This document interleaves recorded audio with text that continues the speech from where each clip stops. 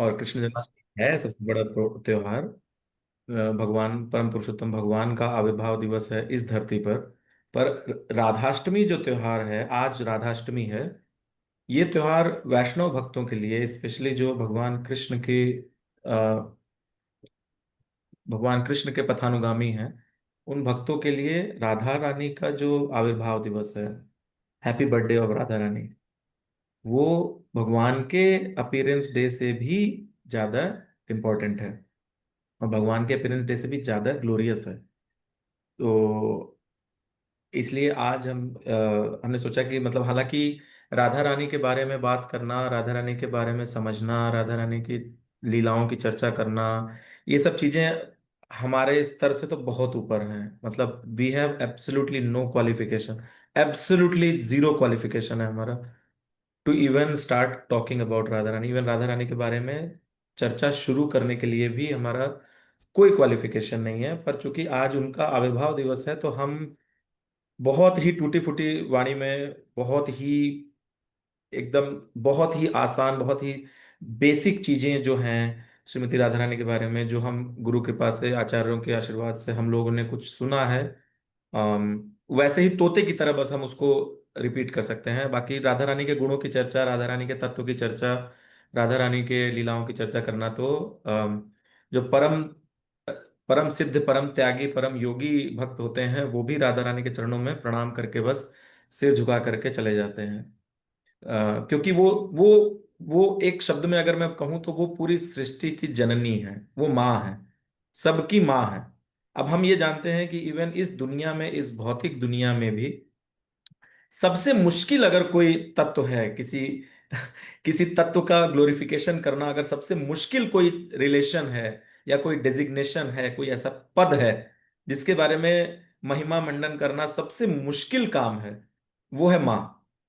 Even आप दुनिया में अपने बॉस का ग्लोरिफिकेशन कर सकते हैं, हमारे कॉलीग का हम उसका महिमा मंडन कर सकते हैं, हमारे बच्चों का कर सकते हैं, हमारे रिश्तेदारों का कर सकते हैं, दोस्तों का कर सकते हैं, हम अपने पेट्स का ग्लोरिफिकेशन कर सकते हैं, हम किसी का भी ग्लोरिफिकेशन इस दुनिया में कर सकते हैं। अपने दुश्मन तक का हम ग्लोरिफिकेशन अगर चाहें, मेहनत करनी पड़ेगी, बहुत मेहनत करनी पड़ेगी, बहुत अपने ईगो को दबाना होगा, पर अपने दुश्मन तक का ग्लोरिफिकेशन हम कर सकते हैं इस दुनिया में।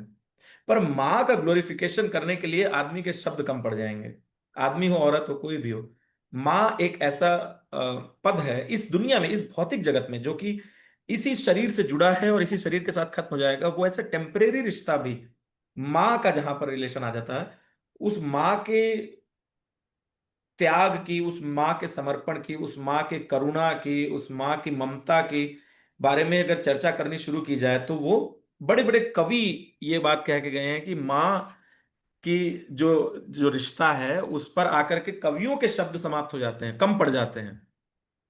तो इस भौतिक जगत में जब माँ, किसी कोई माँ के रिश्ते को महिमा मंडन करने के लिए हम संभव, हमारे लिए पूरी तरह संभव नहीं है, तो फिर जो इस भौतिक जगत नहीं, इस आध्यात्मिक जगत नहीं, इस पूरी सृष्टि की आदि जननी माँ है श्रीमती राधा रानी, उनके बारे में चर्चा कर पाना, उनके बारे में उनका महिमा मंडन कर पाना बहुत असंभव वाली बात है। उनकी, वो राधा रानी के बारे में तो भगवान कृष्ण स्वयं कहते हैं, परम नियंता भगवान जो स्वयं हैं, वो कहते हैं कि मैं श्रीमती राधा रानी के गुणों की महिमा बखान स्वयं नहीं कर सकता पूरी तरीके से। तो फिर हमारे जैसे तुच्छ जीव की क्या क्षमता है। पर जैसे होता है ना कि बच्चा तोतली भाषा में ही सही, पर जब माँ पिता को कुछ अच्छा कहने की कोशिश करता है तो माँ पिता प्रसन्न होते हैं, उसमें से भी माँ सबसे ज्यादा, दिल तुरंत पिघल जाता है माँ का, इसलिए तो वो माँ है। उसी प्रकार से हम अपने टूटी फूटी वाणी में कुछ बोलने का प्रयास करेंगे, तो राधा रानी, श्रीमती राधा रानी हमारी माँ, वो हमारे भाव को ग्रहण करके प्रसन्न होंगे, हमारे ऊपर कृपा बरसाएंगे, हम कहेंगे और सुनेंगे। तो उस भाव से, उस प्रयास से आधा घंटा, पौन घंटा जो भी हम लोग बैठ करके राधा रानी के बारे में सुनने के प्रयास करेंगे, उस भाव को ही वो ग्रहण करके अपनी कृपा हमारे ऊपर बरसाएंगे। तो आज के इस बहुत ही स्पेशल दिन पर हमने ये श्रीमती राधा रानी का ये प्रेयर है, बहुत सुंदर ये भजन है, प्रार्थना है। ये कौन गाते हैं पता है? ये गाते हैं भगवान शंकर। ये भगवान शंकर गाते हैं श्रीमती राधा रानी का ग्लोरिफिकेशन प्रेयर है। तो मैं गाऊंगा, आप म्यूट रह सकते हैं, आप अपनी तरफ से भी गा सकते हैं। इसमें हिंदी में भी लिखा है, मैं जूम भी कर देता हूँ थोड़ा, ताकि पढ़ने में आसान हो जाए। आई होप स्क्रीन पे सबको ठीक ठाक दिख रहा होगा, अगर लैपटॉप पे है। मोबाइल का तो मुझे पता नहीं। अगर यस। आप चाहें तो साथ में गा भी सकते हैं अपनी तरफ से, पर म्यूट रख सकते हैं, कोई दिक्कत नहीं। चलो हम लोग थोड़ा प्रणाम, ये राधा रानी का प्रेयर गा करके उसके बाद हम प्रणाम करके थोड़ा सा चर्चा करेंगे श्रीमती राधा रानी के बारे में। तो मुनीन्द्र वृंद वंदिते त्रिलोक शोक हारिणी, प्रसन्न वक्त्र पंकजे निकुंज भूविलासिनी, ब्रजेन्द्र भानुनंदिनी, ब्रजेन्द्र सूनु संगते, कदा करिष्यसीह मां कृपा कटाक्ष भाजनम्। अशोक वृक्ष वल्लरी वितान मंडपस्थिते, प्रवाल बाल पल्लव प्रभारुणांग्रि कोमले, वराभय स्फुरत्करे प्रभूत संपदालये, कदा करिष्यसीह मां कृपा कटाक्ष भाजनम्। अनंग मंगल प्रसंग भंगुरब्रुवां, सविभ्रमं ससंभ्रमं दृगंत बाणपातने, निरन्तरं वशीकृत प्रतीत नंद नंदने, कदा करिष्यसीह मां कृपा कटाक्ष भाजनम्। तडित् सुवर्ण चंपक प्रदीप्त गौर विग्रहे, मुख प्रभापरास्त कोटि शारदेन्दु मंडले, विचित्र चित्र सच्चर चकोर शावलोचने, कदा करिष्यसीह मां कृपा कटाक्ष भाजनम्। मदोन्मदाति यौवने प्रमोदमानमण्डिते, प्रियानुराग रंजिते कलाविलास पंडिते, अनन्य धन्य कुंज राज्य काम केलि कोविदे, कदा करिष्यसीह मां कृपा कटाक्ष भाजनम्। अशेष हाव भाव धीर हीर हार भूषिते, प्रभूत शात कुंभ कुंभ कुंभि कुंभ सुस्तनि, प्रशस्त मंदहास्य चूर्ण पूर्ण सौख्य सागरे, कदा करिष्यसीह मां कृपा कटाक्ष भाजनम्। मृणालवालवल्लरी तरंग रंग दोर्लते, लताग्रलास्य लोलनीललोचनावलोकने, ललल्लुलन्मिलन्मनोज्ञ मुग्ध मोहिनाश्रिते, कदा करिष्यसीह मां कृपा कटाक्ष भाजनम्। सुवर्णमल्लिकाञ्चितत्रिरेखकम्बुकण्ठगे, त्रिसूत्रमङ्गली गुणत्रिरत्नदीप्तिदीदिते, सलोलनीलकुन्तलप्रसूनगुच्छगुम्फिते, कदा करिष्यसीह मां कृपा कटाक्ष भाजनम्। नितम्ब बिम्बलम्बमान पुष्पमेखलागुणे, प्रशस्त रत्न किङ्किणी कलाप मध्य मंजुले, करीन्द्र शुंड दंडिका वरोह सौभ गोरुके, कदा करिष्यसीह मां कृपा कटाक्ष भाजनम्। अनेक मंत्र नाद मंजुनुपुरारवस्खलत्, समाज राज हंस वंश निक्वणाति गौरवे, विलोल हेम वल्लरी विडम्बिचारु चंक्रमे, कदा करिष्यसीह मां कृपा कटाक्ष भाजनम्। अनंत कोटि विष्णुलोक नम्र पद्मजार्चिते, हिमाद्रिजा पुलोम जा विरिंचि जावर प्रदे अपार सिद्धि रिद्धि दिग्ध सत्पदांगुली नखे कदा करिष्यसि मां कृपा कटाक्ष भाजिनम् मखेश्वरी क्रियेश्वरी स्वधेश्वरी सुरेश्वरी त्रिवेद भारतीश्वरी प्रमाण शासनेश्वरी रमेश्वरी क्षमेश्वरी प्रमोद काननेश्वरी व्रजेश्वरी व्रजाधिपे श्रीराधिके नमोस्तुते इति ममद्भुतं स्तवं निशम्य भानुनन्दिनी करोतु सन्ततं जनं कृपाकटाक्षभाजनं भवेत्तदैव सञ्चितत्रिरूपकर्मनाशनं लभेत्तदा व्रजेन्द्रसूनुमण्डलप्रवेशनम् राकायं च सीताष्टम्यां दशम्यां च विशुद्धधि एकादश्यां त्रयोदश्यां यः पठेत् साधकः सुधि यं यं कामयते कामं तं तं प्राप्नोति यः साधकः राधा कृपा कटाक्षेण भक्ति स्यात् प्रेम लक्षणा। श्रीमती राधा रानी की जय। इसका पूरा ट्रांसलेशन है, ये बहुत ही ब्यूटीफुल प्रेयर है। ट्रांसलेशन पढ़ने का हमारे पास तो टाइम नहीं है अभी, पर ये ट्रांसलेशन मैं लिंक ग्रुप में शेयर कर देंगे बाद में। इसका ट्रांसलेशन जरूर पढ़ सकते हैं। बहुत ही सुंदर प्रार्थना है श्रीमती राधा रानी की। बहुत सारे भक्त ये प्रार्थना को तो रोज रोज पाठ करते हैं इस प्रार्थना का, और कार्तिक महीने में तो स्पेशली करते हैं रोज। हम लोग करते थे, मुझे याद है जब एक समय था हम लोग रोज इसका पाठ करते थे। अभी तो हम लोग भी नहीं कर पा रहे हैं इसका रोज, पर ये बहुत ही सुंदर प्रार्थना है। मेरा विनम्र निवेदन है, अगर जो भी भक्त चाहें इस प्रार्थना को कभी न कभी घर में पाठ कर सकते हैं। तो अब हम लोग थोड़ा सा मैं बस, मुझे 1 मिनट दीजिए। हम भगवान का और गुरु चरणों का ध्यान करके उसके बाद हम लोग चर्चा में प्रवेश करते हैं। ओम अज्ञानतिमिरान्धस्य ज्ञानाञ्जनशलाकया चक्षुरुन्मीलितं येन तस्मै श्रीगुरवे नमः। नमो विष्णुपादाय कृष्णपृष्ठाय भूतले श्रीमते भक्तिवेदान्तस्वामिनिति नामिने। नमस्ते सारस्वते देवे गौरवाणी प्रचारिणे निर्विशेषशून्यवादी पाश्चात्यदेशितारिणे। नमो महावदान्याय कृष्णप्रेमप्रदायते कृष्णाय कृष्णचैतन्य नाम्ने गौरत्युषे नमः। नमो ब्राह्मण्यदेवाय गोब्राह्मण्यहिताय च जगद्हिताय कृष्णाय गोविन्दाय नमो नमः। तप्त कांचन गौरांगी श्री राधे वृंदावनेश्वरी वृषभानुसुते देवी प्रणमामि हरिप्रिये।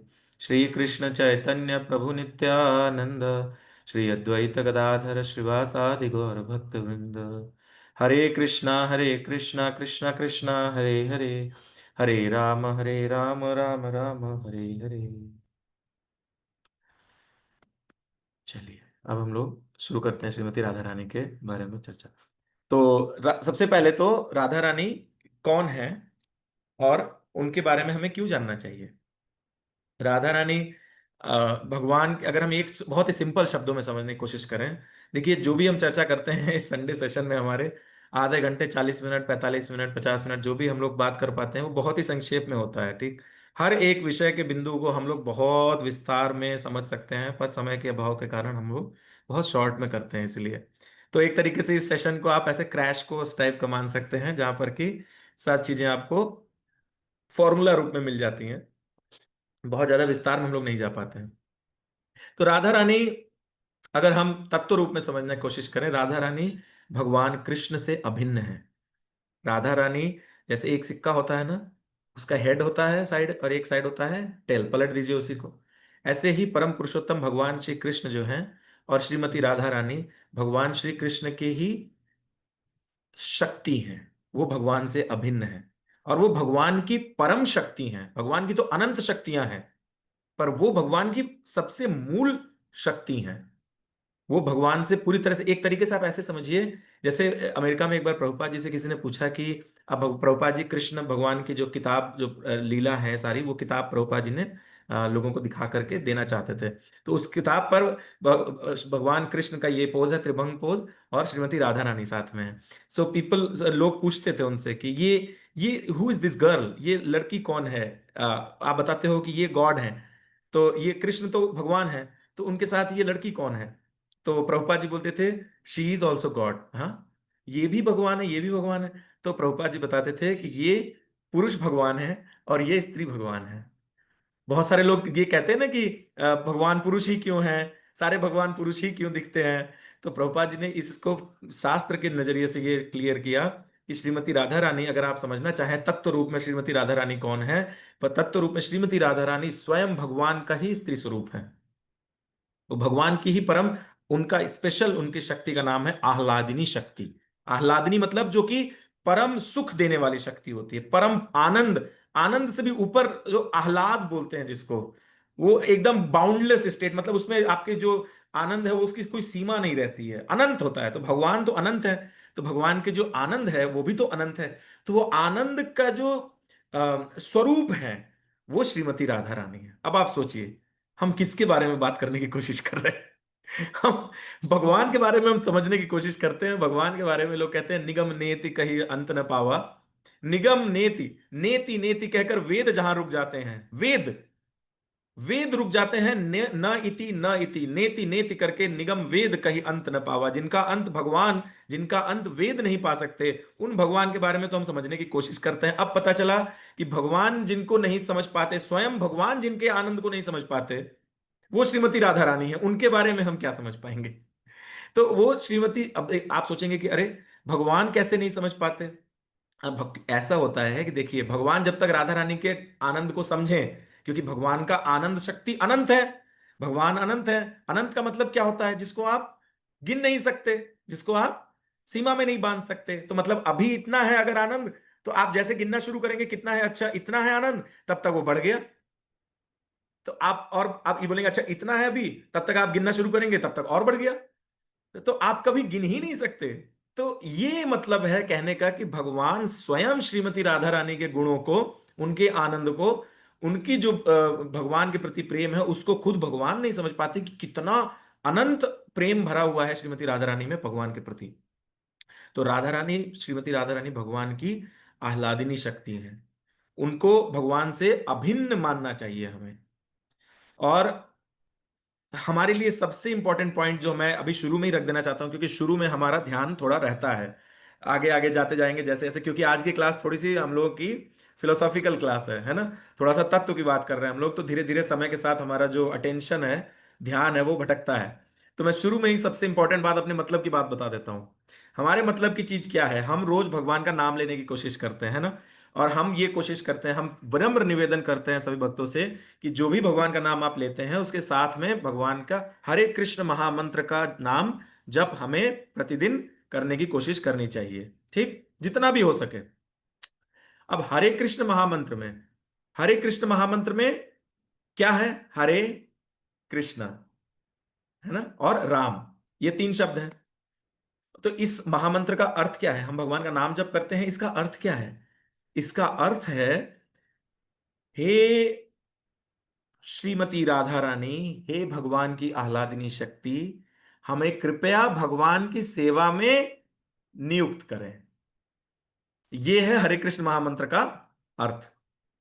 हरे कृष्ण महामंत्र का अर्थ यही है कि हम श्रीमती राधा रानी से प्रार्थना करते हैं कि आप हमें भगवान की सेवा में नियुक्त कीजिए। हरे, हरे क्या है, हरे हरा शब्द का संबोधन है। जैसे संस्कृत अगर आपने याद हो, अगर स्कूल का संस्कृत किसी को याद हो, लता होता था, बालक और लता दो रूप हम लोग सीखते थे संस्कृत में, अगर याद हो। बहुत पुरानी बात हो गई अब तो। लता को संबोधन में जब जाते हैं तो वो लास्ट में सप्तमी विभक्ति के बाद लतायाम लताभ्याम लतायु के बाद वो हो जाता है लते, लते, लता। तो संबोधन में लते, लता का लते हो जाता है। वैसे ही हरा शब्द है, उसका संबोधन होता है हरे। संबोधन का मतलब हम जब बुलाते हैं किसी को, है ना। तो हरा कौन है, हरा शब्द है श्रीमती राधा रानी। ये शास्त्र में बताया गया है। हरा शब्द का अर्थ है श्रीमती राधा रानी, और जब हम उनको पुकारते हैं, उनको संबोधन करते हैं, तो वो बन जाता है हरे। तो इसलिए हरे कृष्ण महामंत्र का जो अर्थ है वो है श्रीमती राधा रानी के प्रति हमारा प्रार्थना, हमारा संबोधन, हे राधा रानी हमें भगवान की सेवा में लगाइए। तो हमारे लिए सबसे इंपॉर्टेंट चीज है कि हम ये जानना चाहिए कि हम प्रतिदिन भगवान का जो नाम जप कर रहे हैं, भगवान कृष्ण को हम डायरेक्टली अप्रोच नहीं कर सकते। हमारा कोई क्वालिफिकेशन ही नहीं है। जैसे कि कई बार होता है ना घर में, कि पिता बहुत स्ट्रिक्ट है अगर, तो बच्चे पिता को डायरेक्टली अप्रोच करने से, डायरेक्टली पिता के पास जाने से डरते हैं, है ना। कई बार होता है ऐसा। कई, हालांकि आजकल तो कई बार उल्टा भी हो जाता है पर कई बार ऐसा उम्र के बाद भी डिपेंड करता है कि, और बच्चा लड़का है लड़की, इन सब चीजों पर भी डिपेंड करता है। पर इन जनरल सबसे कॉमन चीज है कि बच्चे अगर पिता के पास जाने से डरते हैं तो पहले माँ को सोर्स लगाते हैं, है ना, कि कुछ चाहिए, है ना। पिताजी से बहने कहने का हिम्मत नहीं पड़ रहा है तो माँ से कहेंगे, माँ को समझाएंगे, माँ समझ जाएगी, अच्छा ठीक है मेरे बेटे को या बेटी को ये चाहिए। तो वो पिताजी को देखेगी, जाएगी भोजन के समय, या जब भी पिताजी का मूड अच्छा लगेगा उस समय पे माँ वो सोर्स लगा देती है ना। वो रिकमेंडेशन आगे फॉरवर्ड कर देती है कि अरे उनको, ये चिंटू को पिंटू को ये चाहिए वो चाहिए, तो वो पिता से माँ हमें कनेक्ट कर देती है। वैसे ही भक्त साधक जो होते हैं, वो श्रीमती राधा रानी, परम जननी परम जगदम्बा स्वरूपा माँ राधा रानी को प्रार्थना करते हैं कि हे माँ राधा रानी, हमें भगवान कृष्ण की सेवा में आप नियोजित करिए। और इसका एक और कारण है, भगवान की सेवा, ये बहुत पते की बात है, भगवान की सेवा केवल और केवल श्रीमती राधा रानी ही कर सकती हैं, और कोई कर नहीं सकता भगवान की सेवा। तो इसका मतलब ये हमें समझना चाहिए कि भगवान की सेवा अगर हमें करना है तो हमें श्रीमती राधा रानी का कृपा पात्र बनना पड़ेगा। हमें श्रीमती राधा रानी की करुणा कृपा और उनकी शरण हमें लेनी ही पड़ेगी। और कैसे हम लेते हैं वो हम ऑलरेडी कर रहे हैं ये काम। इसलिए मैंने सबसे पहले ये बताया कि राधाष्टमी के दिन हम लोगों को ये समझना चाहिए सबसे पहले कि हम राधा रानी की शरण लिए बिना हम भगवान को कभी भी अप्रोच कर ही नहीं सकते। असंभव है, कल्पना ही नहीं कर सकते हम। क्योंकि भगवान केवल राधा रानी की ही सेवा लेते हैं, और जो राधा रानी के रिकमेंडेशन से जाएगा, उनके जो राधा रानी के सोर्स से जो जाएगा, राधा रानी जिसको आगे बढ़ा देंगी कि हे प्रभु ये भक्त मुझे बहुत प्रिय है, इसकी सेवा आप स्वीकार करिए, भगवान उसकी सेवा स्वीकार करेंगे। ये बहुत गूढ़ तत्व है। भगवान को भोग लगाना, राधा रानी के अलावा भगवान किसी के हाथ का लेते ही नहीं है भोग। इसलिए हम जब भी भोग भी लगाते हैं भगवान को, उसमें भी हमारा प्रार्थना जो है श्रीमती, वो परंपरा में हम जब जाते हैं, वो श्रीमती राधा रानी ही भगवान को भोग लगाती हैं, तभी भगवान भोग लेते हैं। भगवान और किसी के हाथ का लेते ही नहीं है। तो ये हमें बहुत इंपॉर्टेंट समझना कि हम जो हरे कृष्ण महामंत्र का जप करते हैं प्रतिदिन, उसको हमें ऐसे ही बहुत साधारण मंत्र नहीं समझना चाहिए। वो बहुत ही, इसीलिए उसको कहा गया है महामंत्र, क्योंकि वो उसमें हम कुछ अलग ही तरीके का दिव्य काम कर रहे हैं, हमें समझ में नहीं आता है, पर वो अर्थ हमें समझना बहुत जरूरी है कि वहां पर हम श्रीमती राधा रानी को ही प्रार्थना कर रहे हैं। तो ये हमें, ये मेरा, ये मैंने सोचा कि सबसे पहले हमें ये बता देना चाहिए कि हरे कृष्ण महामंत्र में हम श्रीमती राधा रानी की आराधना करते हैं और उनसे सेवा प्रार्थना करते हैं भगवान के लिए। अब मैंने जैसा पहले बताया ऑलरेडी कि राधा रानी के तत्व के बारे में, कि राधा रानी भगवान की लादनी शक्ति हैं, भगवान की अंतरंगा शक्ति हैं। अंतरंगा शक्ति मतलब कि जो कि बहुत इंटरनल एनर्जी जिसको बोलते हैं। और वो केवल केवल हमें दो अलग दिखते हैं, पर वो एक हैं, भगवान कृष्ण और श्रीमती राधा रानी। और जितनी भी, आप समझिए कि इस सृष्टि में जो भी शक्ति भगवान की हमें दिख रही है, जो भी शक्ति दिख रही है हमें भगवान की, उस सारी शक्तियों का मूल है, उन सारी शक्तियों का स्रोत है, भगवान की शक्तियों का स्रोत श्रीमती राधा रानी है। हम जो भी लक्ष्मी, माँ लक्ष्मी स्वरूपा, माँ रुक्मिणी, सत्यभामा, जो भी हमें लक्ष्मी की, लक्ष्मियां, महालक्ष्मी, माँ लक्ष्मी, इवन माँ दुर्गा, जितनी भी हमें माँ दिखती हैं, वो हमें वो सब श्रीमती राधा रानी के अंश और विस्तार, और उनके विस्तार का अंश, उनके विस्तार के अंश का अंश ऐसे हैं। ये शास्त्र में बताया गया है। ये बहुत गुह्य तत्व है, इसको सब लोग नहीं समझ पाते हैं। हम लोग जनरली, इसलिए हम लोग कंफ्यूज हो जाते हैं कि अच्छा दुर्गा माँ अलग हैं, लक्ष्मी माँ अलग हैं। पर्सनालिटी वाइज, समय के हिसाब से ये पर्सनालिटी वाइज वो भाव अलग है, दुर्गा माँ का भाव अलग है। दुर्गा माँ को जो सेवा भगवान ने दी है वो अलग है, माँ लक्ष्मी की जो पोजीशन है वो अलग है। पर उन सबका स्रोत, उन सारी शक्तियों का जो स्रोत है वो है श्रीमती राधा रानी। ये हमें जानना चाहिए। इसीलिए कहा गया है ब्रह्म संहिता में कि वृंदावन धाम जो है, भगवान का जो नित्य गोलोक वृंदावन धाम, आध्यात्मिक जगत में जो धाम है, करोड़ों करोड़ों लक्ष्मी के वैभव के बराबर अगर हम मिला दें संपत्ति और वैभव, जितना ऐश्वर्य, करोड़ों करोड़ों लक्ष्मी, लक्ष्मी सहस्त्र शतसंभ्रम सेव्यमाना, हजारों हजारों लक्ष्मी भगवान की सेवा में लगी हुई हैं। वो भगवान वृंदावन के रज में, वृंदावन की जो धूल है उस धूल में लौटते हैं। कहते हैं भगवान की उस वृंदावन की रज का, धूल का एक कण वहां मुझे उन करोड़ों करोड़ों लक्ष्मियों के वैभव से ज्यादा प्रिय है। भगवान कृष्ण कहते हैं ये बात। तो हमें यह समझना चाहिए कि कितनी ऊंची महिमा है श्रीमती राधा रानी की। तो आज का जो दिन है, आज के दिन अम, मुझे जैसा याद आ रहा है, भाद्रपद का महीना शुक्ल पक्ष है और अष्टमी का दिन है। शुक्ल पक्ष अष्टमी के दिन राधा रानी इस धराधाम पर भगवान के प्रकट हुए जन्माष्टमी को, है ना। तो अभी 15 दिन, 15 दिन बाद भगवान के प्रागट्य दिवस से, जन्माष्टमी से एक हफ्ते पहले बलराम जी प्रकट हुए, है ना। और 15 दिन के बाद श्रीमती राधा रानी प्रकट हुए। और वो कहाँ पे प्रकट हुए? वो अ, बरसाना में वृषभानु जी और कीर्तिदा, वो उनके माता पिता हैं। तो कैसे, जैसे भगवान प्रकट हुए थे, हमने सुना था जन्माष्टमी वाले सेशन में, भगवान कैसे प्रकट हुए थे कि भगवान पहले वसुदेव जी के हृदय में आए, मन में आए, फिर वहां से माँ देवकी के मन में, हृदय में गए, फिर वहां से प्रकट हुए, बाहर आए। वैसे श्रीमती राधा रानी हमारी तरह, जैसे हमने सुना ना कि भगवान हमारी तरह जन्म नहीं लेते, वैसे श्रीमती राधा रानी इस दुनिया में आए हैं। और वो वृषभानु जी के और कीर्ति माँ के पास कोई संतान नहीं थे, तो उन्होंने यज्ञ किया था। तो यज्ञ के फलस्वरूप उनको एक दिन यमुना जी में स्नान करने गए थे वृषभानु जी। तो वृषभानु जी को एक कमल, बहुत सुंदर कमल का पेड़, कमल का पुष्प, ऐसा बड़ा सा कमल का पुष्प ऐसा दिखता मिला, और उस कमल के फूल के अंदर श्रीमती राधा रानी लेटे हुए थे, ऑलरेडी नवजात शिशु के रूप में। और पर एक बहुत ही इंपॉर्टेंट चीज था उस समय, श्रीमती राधा रानी की आंखें बंद थी उस समय। ध्यान से सुनिएगा इस बात को। श्रीमती राधा रानी जब प्रकट हुए इस धरती पर, तो चूंकि भगवान आए द्वापर में, भगवान, हमने ये सब सुना है पहले कि भगवान ब्रह्मा जी के एक दिन में आते हैं एक बार। तो भगवान आए, अब भगवान आए तो अपने सब नित्य परिकर को, नित्य साथियों को तो लेकर, राधा रानी के बिना तो भगवान कहीं जा ही नहीं सकते। तो राधा रानी तो आनी ही है। तो राधा रानी आए तो इस दुनिया में, इस भौतिक जगत में, पर वो राधा रानी की आंखें बंद थी जब नवजात शिशु थी राधा रानी। तो हुआ, अब वृषभानु जी लेके आए, और उनको लगा अरे ये छोटी सी बच्ची, इतनी नवजात शिशु नदी में कमल के पुष्प पर ऐसे पड़ी है अकेले, ये तो हो ना हो ये हमारे लिए भगवान का आशीर्वाद है, हमारे तो कोई संतान नहीं है, ये तो हमारे लिए है। तो वो वृषभानु जी लेके आए, कीर्ति माँ को दिखाया, आनंद ही आनंद, एकदम लाली आ गई, लाली आ गई घर में, एकदम उल्लास, हर्ष उल्लास, एकदम दिव्य आनंद का माहौल हो गया। अब सब सेलिब्रेशन तो हो गया, सब कुछ चल रहा है प्रोग्राम, उनके बच्चे के होने के बाद तो कई दिनों तक चलता रहता है प्रोग्राम।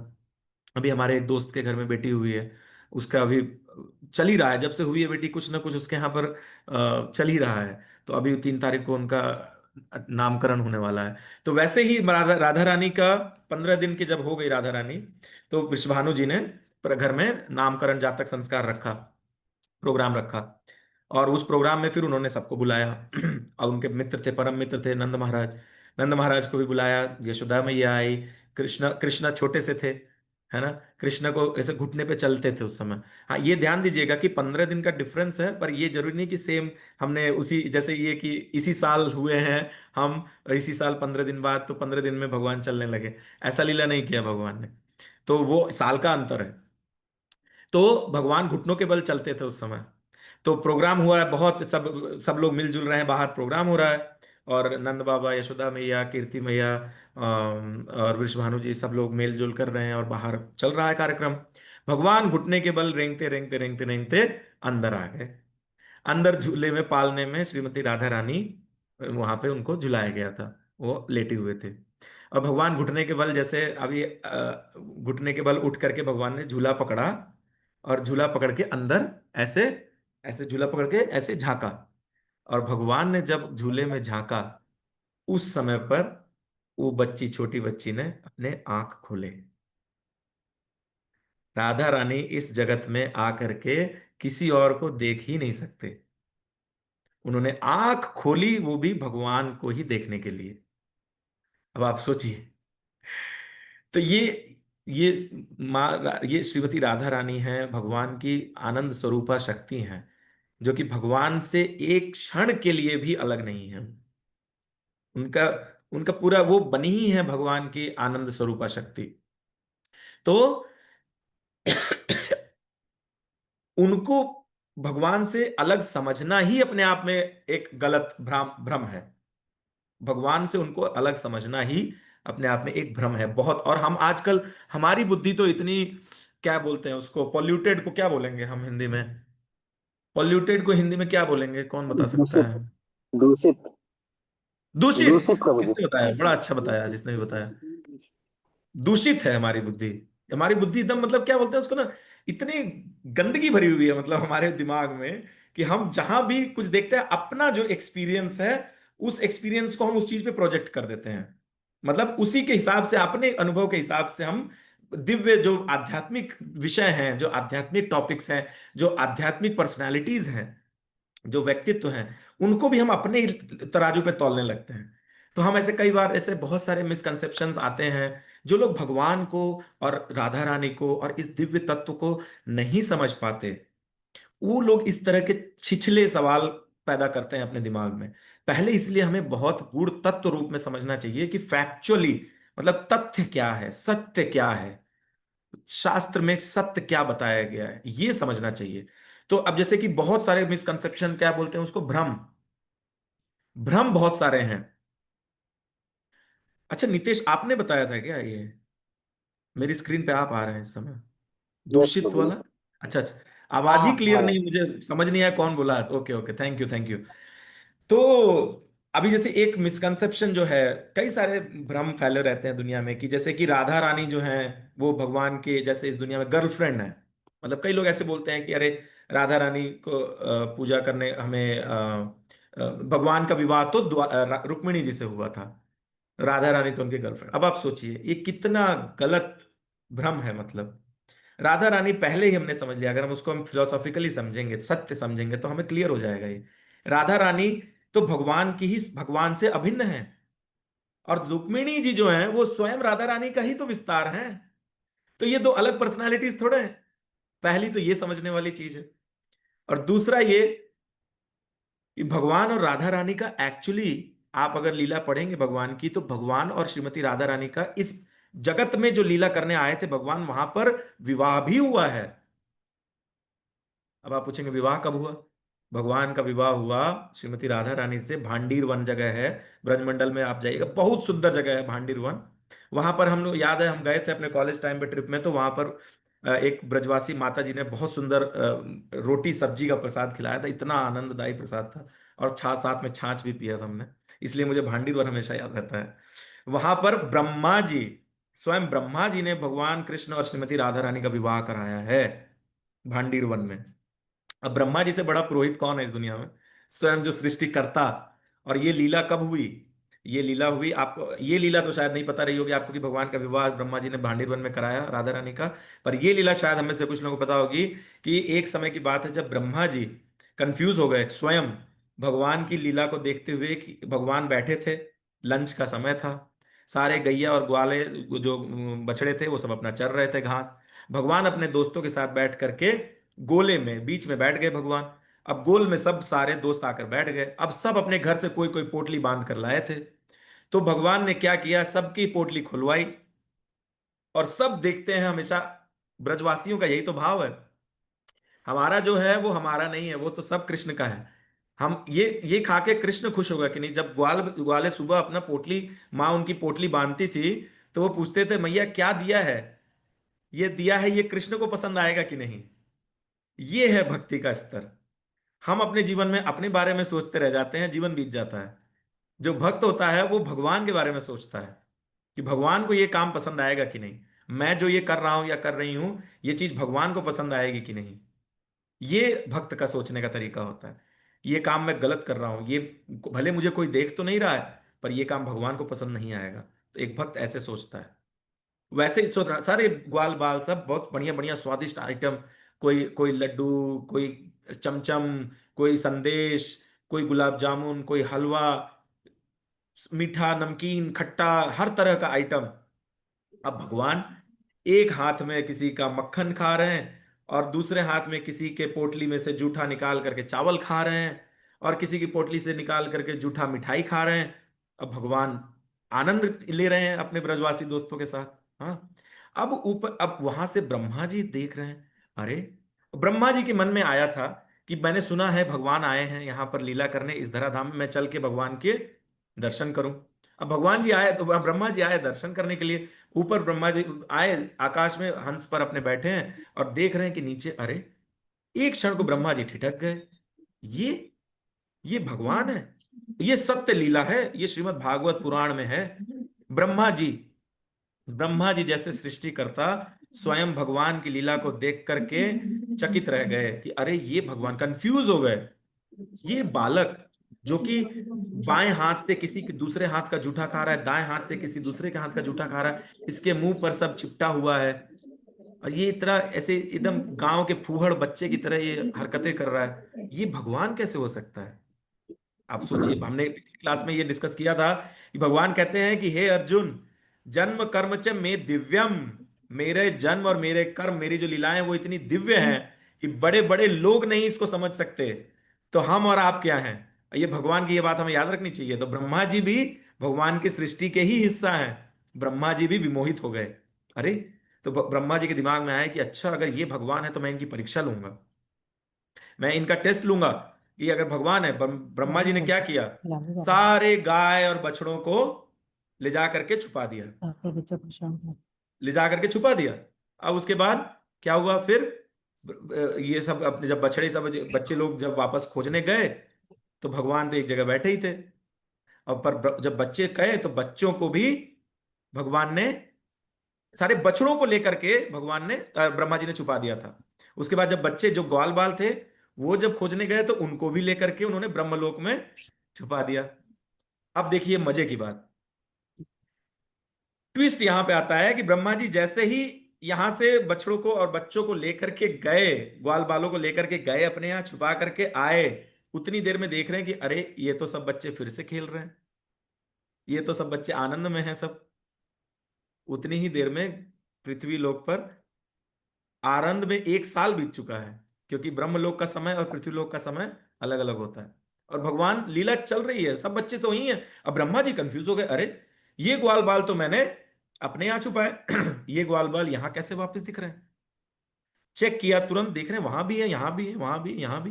ब्रह्मा जी को समझ में नहीं आया ये क्या हो रहा है। तब भगवान ने उस समय ब्रह्मा जी को अपनी शक्ति का एहसास कराया और दिखाया कि ये जितने ग्वाल बाल तुम देख रहे हो इस समय मेरे साथ, ये सब मेरे ही स्वरूप हैं। ये जितने मैं स्वयं अपने स्वरूप का विस्तार कर चुका हूं इन ग्वाल बालों में। तब ब्रह्मा जी को समझ में आया, अरे, ये मैं किसकी परीक्षा लेने चला था? ये तो स्वयं तब ब्रह्मा जी को स्वरूप भान हुआ। भगवान ने उनको अपना परमात्मा स्वरूप का एहसास कराया कि मैं कैसे परमात्मा स्वरूप में इस पूरी सृष्टि में व्याप्त हूं, हर जगह में व्याप्त हूं। उसी समय के दौरान फिर वहीं पर ब्रह्मा जी ने फिर सभी ग्वाल जो थे, ग्वाल बाल जो थे और गोपियां थी, उन्हीं गोपियों का विवाह सब ग्वाल बालों से कराया। और चूंकि उस समय सब भगवान भगवान ही सब ग्वाल बाल के स्वरूप में थे, तो इसलिए राधा रानी का विवाह भी उस समय पर भगवान के साथ हुआ, भांडीर वन में। तो ये हमें ये बहुत गलत फहमी है कि राधा रानी भगवान की ऐसे हमारे भौतिक स्तर पे जैसे हम सोचते हैं कि ऐसे वो एक्स्ट्रा मैरिटल अफेयर, जो हमारा बहुत ही गंदा, हमारा तो कलयुग में दूषित अनुभव जैसा है, नितेश ने बताया कि दूषित हमारा जो अनुभव है उसके आधार पे हम सोचते हैं कि ऐसे ही भगवान और राधा रानी का भी रिलेशन रहा हो। बहुत बड़ा अपराध है ये। भगवान और भगवान की परम आह्लादिनी शक्ति स्वरूपा, वो भगवान जैसे आप समझिए कि मैं और मेरा हाथ में कोई अंतर है क्या? कोई अंतर नहीं है। तो मैं, मेरे हाथ से मुझे आप अलग नहीं कर सकते। वैसे ही भगवान और श्रीमती राधा रानी के बीच में कोई अंतर नहीं है। सिर्फ सिर्फ भगवान अपने आनंद को इंजॉय करने के लिए उन्हें एक स्वरूप दिया है, भगवान ने, वो ही श्रीमती राधा रानी है। तो हमें ये बहुत बहुत ध्यान रखना चाहिए कि श्रीमती राधा रानी हमारी माँ है, और उनकी प्रार्थना, चरणों की प्रार्थना ही हमारे जीवन का एक शरण, एकमात्र शरण हो सकता है। जब तक वो हमें भगवान के लिए रेकमेंड नहीं करेंगी, मान के चलिए हम नाक रगड़ देंगे, जन्म जन्मांतर तक ऋषि मुनि साधना करते रह जाते हैं, भगवान के चरणों की एक नख के कोने के बराबर भी उनको दर्शन नहीं होता, जब तक श्रीमती राधा रानी किसी का रिकमेंडेशन या किसी को अप्रूव नहीं करती हैं अपनी तरफ से। तो राधा रानी के बारे में ये एक तो ये, दूसरा लोग कई बार कहते हैं कि राधा रानी का वर्णन शास्त्रों में नहीं है। हम लोग ये पता नहीं बाद में कहां से आ गया है, बहुत बड़ा गलत तथ्य, ये बहुत बड़ा गलत भ्रम है। आप उठाकर देखिए, मैं तीन आपको बताता हूं: पद्म पुराण, ब्रह्म वैवर्त पुराण, और तीसरा मैं भूल रहा हूं, मुझे देखना पड़ेगा। अब उज्ज्वल नीलमणि, उज्ज्वल नीलमणि, ये तीन ग्रंथ हैं हमारे जहां पर कि बहुत विस्तार रूप से, और मैंने जो आज हमने जो प्रार्थना गाई राधा रानी की, वो स्वयं भगवान शंकर गाते हैं। तो ये पद्म पुराण, ब्रह्म वैवर्त पुराण और उज्ज्वल नीलमणि, और एक और है मैं भूल रहा हूं अभी, वो उसमें भी रेफरेंस है, मुझे देखना पड़ेगा। श्रीमती राधा रानी के बारे में बहुत विस्तार से चर्चा हुई है। अच्छा, तो ये कहते हैं श्रीमद् भागवत पुराण में क्यों नहीं बताया गया राधा रानी के बारे में, जहां पर कि 10वें स्कंद में भगवान की वृंदावन लीलाएं बहुत विस्तार से बताई गई हैं, वहां पर श्रीमती राधा रानी का डायरेक्ट वर्णन नहीं है। पर हाँ, डायरेक्ट नहीं है, इनडायरेक्ट है। उसका कारण है, क्योंकि श्रीमद् भागवत पुराण आप अगर उसके कॉन्टेक्स्ट में जाएंगे, तो सुखदेव गोस्वामी ने परीक्षित महाराज को सुनाया है। सुखदेव गोस्वामी स्वयं कौन है? सुखदेव गोस्वामी आध्यात्मिक जगत में माँ राधा रानी के मैसेंजर, मैसेंजर को जो भी मुझे पता नहीं, संदेशवाहक, राधा रानी के तोता हैं। उनका जो आध्यात्मिक स्वरूप में, जो आध्यात्मिक जगत में उनका स्वरूप है सुखदेव गोस्वामी का, वो राधा रानी के सेवक हैं, राधा रानी के मैसेंजर। जैसे होता है ना कि कबूतर होता था ना पहले, कबूतर के गले में लोग बांध करके और चिट्ठियां भेजते थे, वैसे ही आध्यात्मिक जगत में, ये आध्यात्मिक जगत में तोते होते हैं, जो भगवान राधा कृष्ण की लीलाओं का पूरा कोऑर्डिनेशन वो तोते करते हैं। आप जाएंगे कभी वृंदावन जाइएगा तो, कभी बहुत सुंदर जगह है वृंदा कुंड करके, वृंदा देवी का कुंड है वहां पर, बहुत तोते होते हैं वहां पर। और वृंदावन की लीलाएं, वृंदा देवी जो हैं, वो पूरी इवेंट ऑर्गेनाइजर टाइप की होती हैं कि आज भगवान राधा रानी कृष्ण आज कहाँ क्या लीला करेंगे, वो कैलेंडर जो है, वो वेन्यू ऑर्गेनाइजेशन, इवेंट कोऑर्डिनेशन पूरा वृंदा देवी करती हैं। और उनके जो असिस्टेंट्स होते हैं वो तोते होते हैं, और राधा रानी को भी तोते बहुत प्रिय हैं। तो सुखदेव गोस्वामी आध्यात्मिक जगत में तोता, तोते का स्वरूप है उनका, इसलिए शुक, शुक नाम समझिए आप, शुक मतलब तोता, है ना।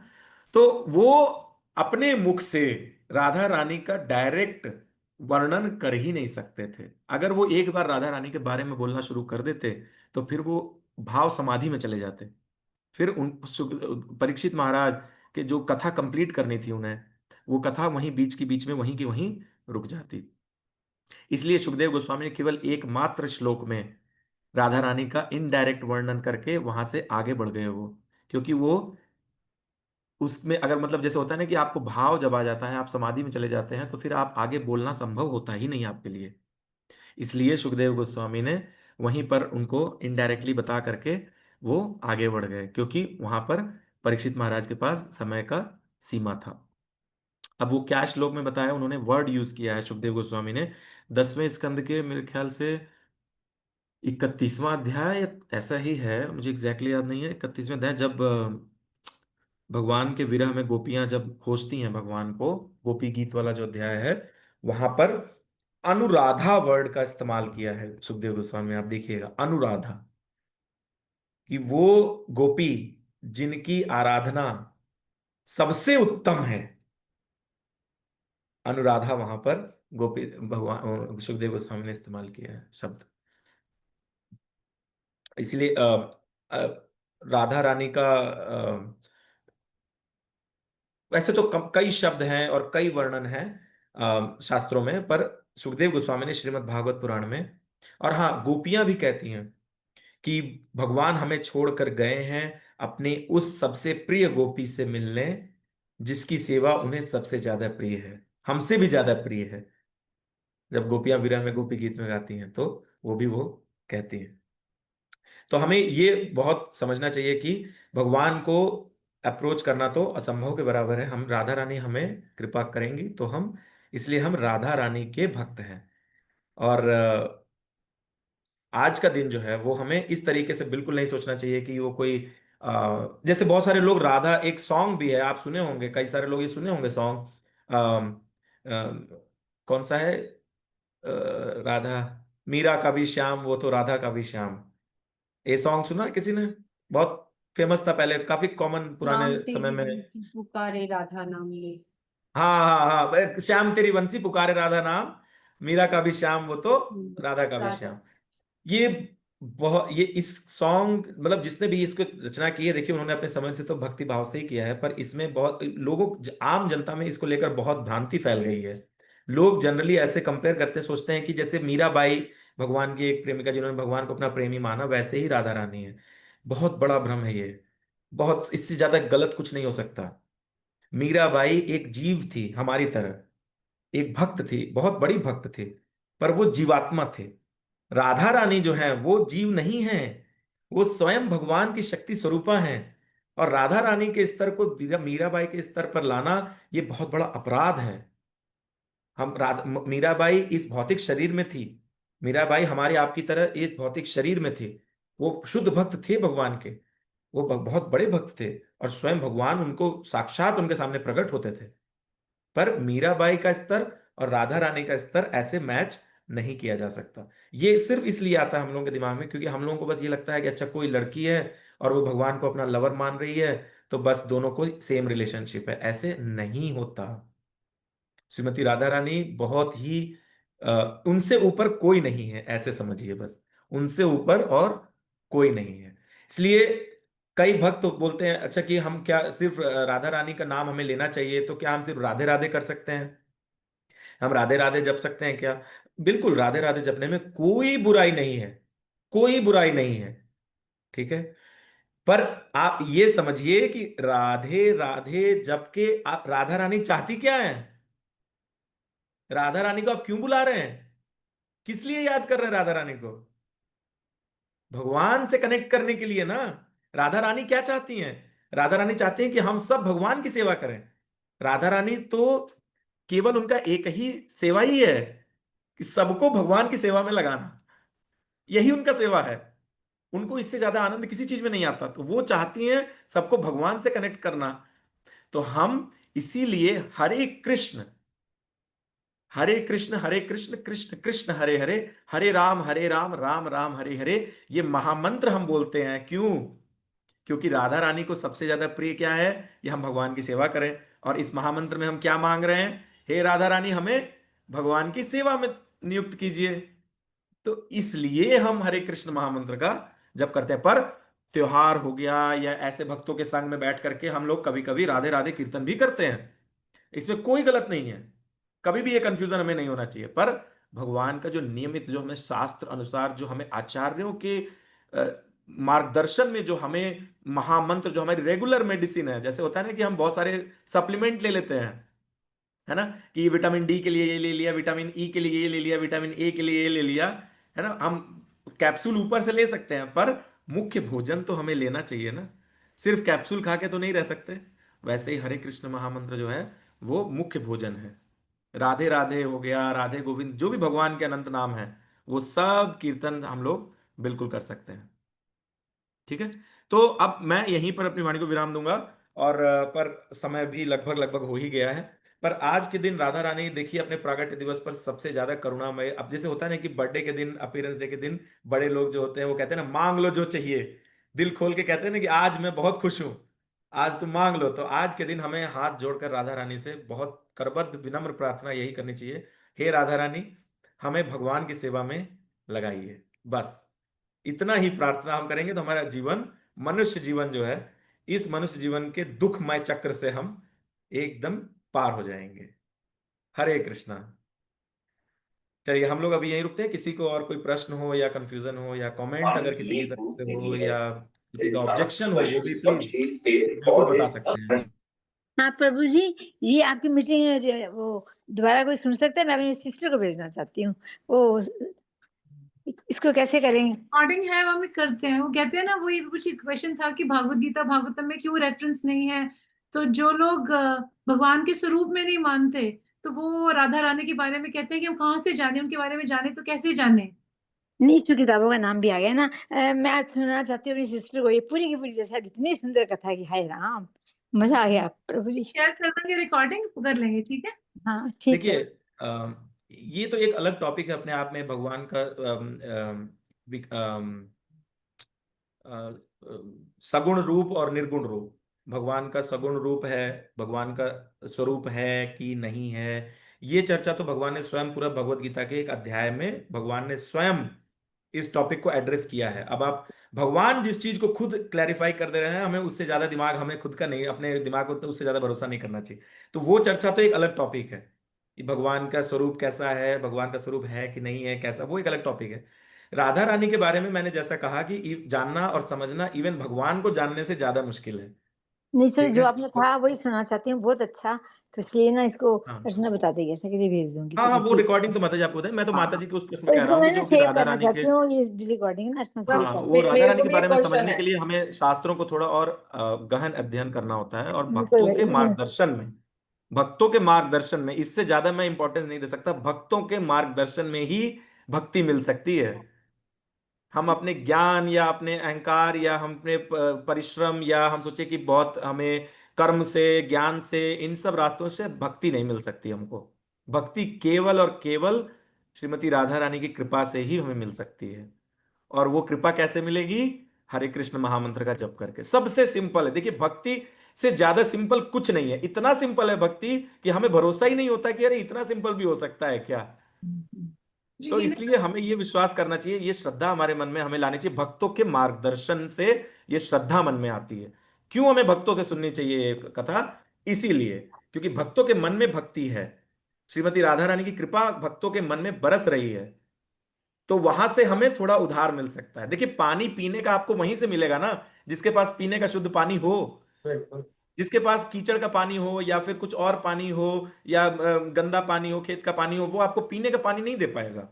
पीने का पानी तो वही दे पाएगा जिसके पास पीने लायक पानी खुद हो, है ना। वैसे इसी तरीके से भक्ति हमें भगवान की, जो जो हमारे मनुष्य जीवन का परम लक्ष्य है, भगवान की भक्ति, वो हमें उन्हीं से मिल पाएगी जिनके पास है।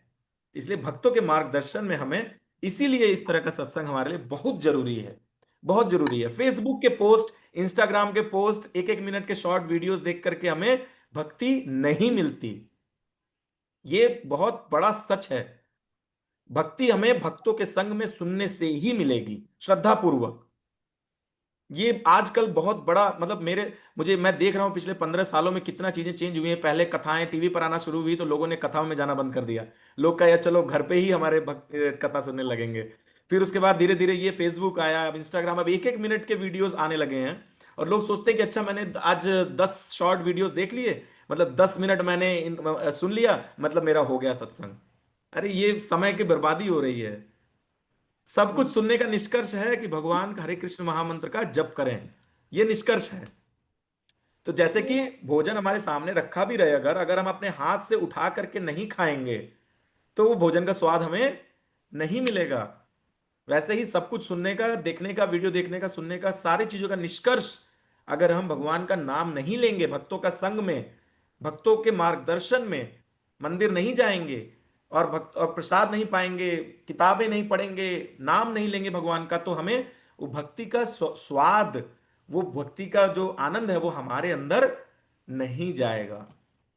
तो हमें सब निष्कर्ष यही है कि राधा रानी की प्रार्थना करते हुए, चरण प्रार्थना करते हुए, हमें भगवान के हरे कृष्ण महामंत्र का जप जरूर करना चाहिए। जी हिना माता जी का एक क्वेश्चन है, सॉरी गौरी आपके पास आते हैं बाद में। हरे कृष्णा प्रभु जी, बहुत अच्छा हाँ, हरे लगा। कृष्णा हीना माता जी, हरे कृष्णा। मेरे को सिर्फ यही पूछना था प्रभु जी, आज के दिन हम मंत्र जाप करें, मंदिर जाएं, जो सेवा हो सके वो करें, उसके अलावा ऐसा क्या, अगर मैं जैसे मेरी बिकॉज ऑफ ऑन कुछ हेल्थ की वजह से, मतलब थोड़ा सा हाँ फास्टिंग नहीं कर पाऊंगी, तो हाँ लेकिन मैं हाँ, क्या कर सकती हूँ आप आज अगर आप फास्टिंग नहीं कर सकते माता जी, व्रत नहीं रख सकते, तो आज आज फीस्टिंग करिए। वो भी सही बता रहा हूं मैं केवल आपको, राधा राधा रानी का अपीयरेंस डे, भगवान के अपीयरेंस डे, इसीलिए तो राधा रानी भगवान से ज्यादा करुणामयी हैं। अच्छा। भगवान जन्माष्टमी के दिन कहते हैं कि आधी रात तक व्रत व्रत करो। हाँ भगवान तो निर्जल व्रत रखवाते हैं आधी रात तक। हाँ। राधा रानी दोपहर 12 बजे तक व्रत रखने के बाद कहती है बेटा तुम आनंद में पूरा भोग 56 भोग लगाओ। इसीलिए राधा रानी राधाष्टमी के दिन जब हम व्रत तोड़ते हैं दोपहर में, तो नॉर्मल हम्म, प्रसाद लेते हैं हम लोग। ठीक है, और in fact thank you normal sir. Prasad नहीं लेते हैं हम लोग। आज के दिन हम लोग स्पेशल प्रसाद लेते हैं। जितना ज्यादा कुकिंग कर सकते हैं आप उतना करिए। ठीक है प्रभु जी, थैंक यू सो मच, बस ये हाँ, पूछना राधा था। रानी तो करुणामय करुणा अवतार है, वो माँ है। वो कहती है मेरे लिए ज्यादा परेशान मत हो, दोपहर 12 बजे तक व्रत कर सकते हो करो, ठीक है। उसके बाद फीस्ट। और हाँ, एक चीज मैं बता दूं सबको, राधा रानी को बहुत प्रिय है अरवी की सब्जी। तो अगर आपके यहाँ अरवी मिल जाए, तो आज अगर नहीं हो पाया तो कोई बात नहीं, कल आप या परसों जब भी अरवी अगर आपको मिल जाती है कहीं से, तो अरवी की सब्जी बना करके जरूर भोग लगाइए पूड़ी के साथ। राधा रानी को अरवी की सब्जी राधा रानी को बहुत पसंद है। जिसको नहीं भी पसंद हो वो आज के दिन जैसे मुझे जैसे कटहल या कौन सी सब्जी होती है, सूरन। मुझे हम्म। सूरन बिल्कुल पसंद नहीं था। सूरन सब्जी जानते हैं हम लोग हाँ सब। जी, हाँ जी। हाँ, तो मुझे सूरन बिल्कुल पसंद नहीं था। तो पर मेरी माँ हमेशा कहती थी दिवाली के दिन अगर सूरन की सब्जी नहीं खाओगे तो अगले जन्म में चूहा बनोगे। हाँ। ऐसे बोल के दिवाली के दिन फिर भी मैं थोड़ा सा सब्जी से ग्रेवी से खा लेता था। पर अब शादी के बाद वो भी मेरा वो हो गया, अब मुझे खाना पड़ता है। तो सूरन तो वैसे ही राधा रानी की अगर अरवी की सब्जी हम बना करके भोग लगा सकें श्रीमती राधा रानी को प्रेम नहीं से। नहीं, बिल्कुल कोशिश करूंगी। अभी मुझे डॉक्टर ने मना करी है, लेकिन मैं हर बार सोचती करूंगी, लेकिन देखो अभी जितनी मैं कर पाऊंगी, माता जी, लेकिन डेफिनेटली। बाकी तो देखिए, बाकी तो आपको पता है भगवत गीता हाँ का जी। सिद्धांत भगवान स्वयं बताते हैं कि प्रेम से अगर आपने सिंपल कुछ नहीं कर पाए, हम अगर एक गिलास में पानी लेकर के तुलसी हम्म, दल डाल के भगवान को वही प्रेम से भोग लगा दिया, भगवान संतुष्ट हो जाते हैं। तो इसलिए आप उसका तो टेंशन बिल्कुल मत लीजिए, ठीक है। ठीक है, धन्यवाद धन्यवाद प्रभु जी। तबीयत पे ध्यान दीजिए माता जी, तबीयत शरीर शरीर हमेशा, इसलिए कहा गया है HSS का फॉर्मूला देते हैं भक्त हमेशा, हेल्थ, साधना, सर्विस। ये याद रखने वाला फॉर्मूला है हमेशा भक्तों के जीवन में, हेल्थ, साधना, सर्विस। मतलब पहले स्वास्थ्य, फिर साधना, और फिर सेवा। ठीक है ही ना माता जी। थैंक यू प्लीज सो आप मच। अपने, हाँ, स्वास्थ्य का ध्यान दीजिए। थैंक यू प्रभु जी। हरे कृष्णा। हरे क्वेश्चन कृष्णा। बढ़िया ले लेते हैं अभी। मेरा हाँ, है। गौरांगी सिंह। आपने कहा कि नहीं, आप राधा इंग्लिश में रानी बताइए question, your question has to be in English. Okay okay, पूछो पूछो पूछो।